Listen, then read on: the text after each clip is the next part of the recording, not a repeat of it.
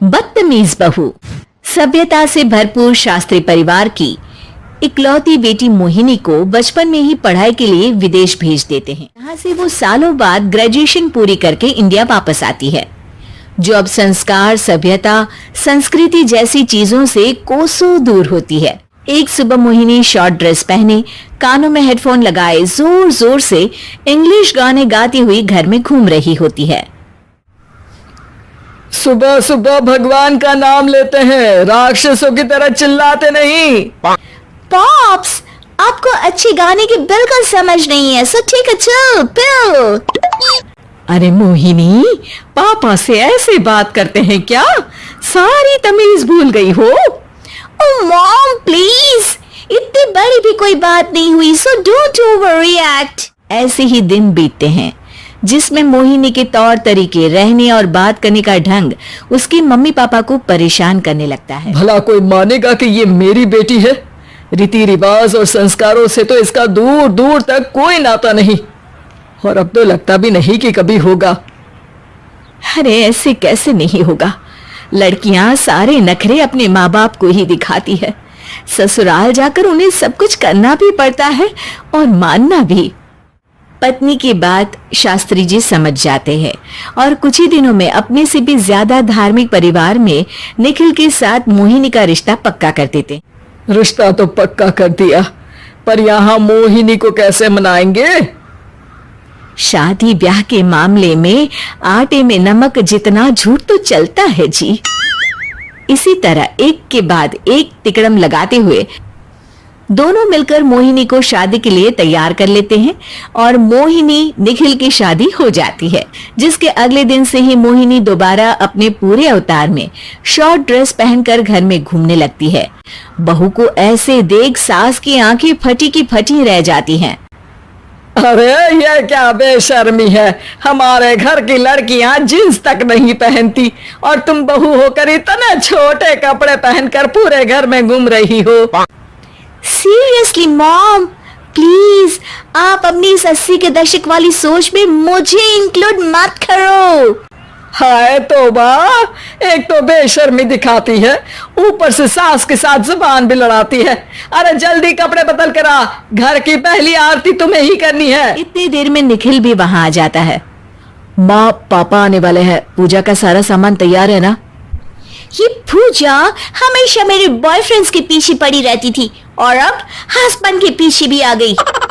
मोहिनी की बातें सुन सास तो अपना सिर पकड़ लेती है, लेकिन निखिल किसी न किसी तरह उसे पूजा के लिए कन्विंस करके कपड़े चेंज करने के लिए भेज देता है, जिस पर पूजा खत्म होने के बाद वो एक बार फिर अपनी शॉर्ट ड्रेस में आ जाती। बहू, ये क्या तरीका है? संस्कार नाम की कोई चीज है या नहीं? नहीं ससुर जी, संस्कार मेरा दूसरा बॉयफ्रेंड था, अब तो मेरा उससे कोई कांटेक्ट नहीं है।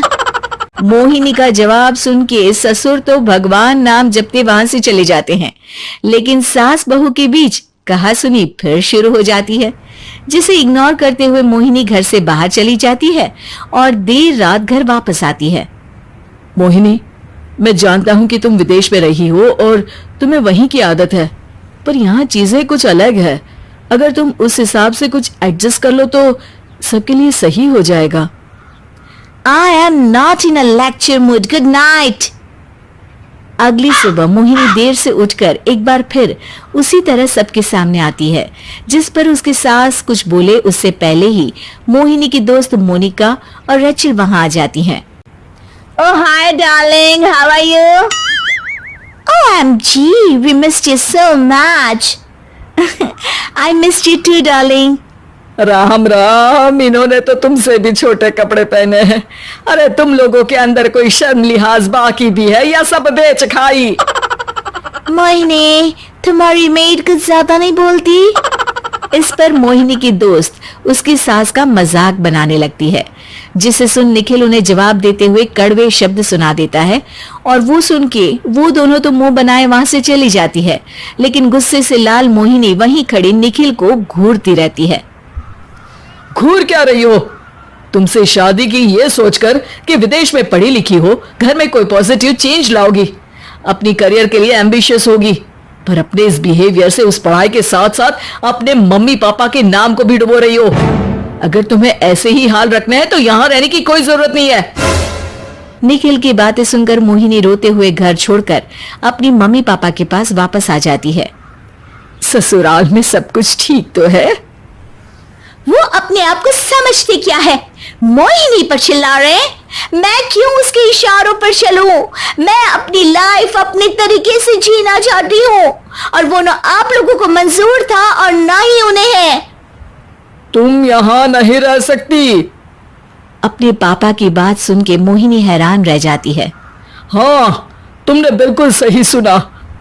अगर तुम्हें अपने इस घमंड, बेशर्मी और बदतमीजी में ही जीना है तो तुम यहाँ भी नहीं रह सकती। बेटी, मैं मानता हूँ हमारे यहाँ रीति रिवाज बहुत मायने रखते हैं और हमने उन्हीं के ओवरडोज से बचाने के लिए तुम्हें विदेश भेजा था। एक लड़की जो शादी करके घर और बच्चे संभालती है, उससे तुम अपने आप को ज्यादा समझ सको इसके लिए भेजा था। तुम उससे ज्यादा समझो और बनो, पर तुम तो किसी दूसरी ही ट्रेन में चढ़ गई बेटा। उसके मम्मी पापा बहुत देर तक मोहिनी को सारी बातें समझाते हैं, जिन्हें सुनकर मोहिनी को अपनी गलती का एहसास होता है। वो जॉब ज्वाइन कर लेती है और ससुराल वापस आकर उन्हें मॉडर्न बनाती है और खुद भी कुछ रिवाज सीखते हुए खुशी से रहने लगती है।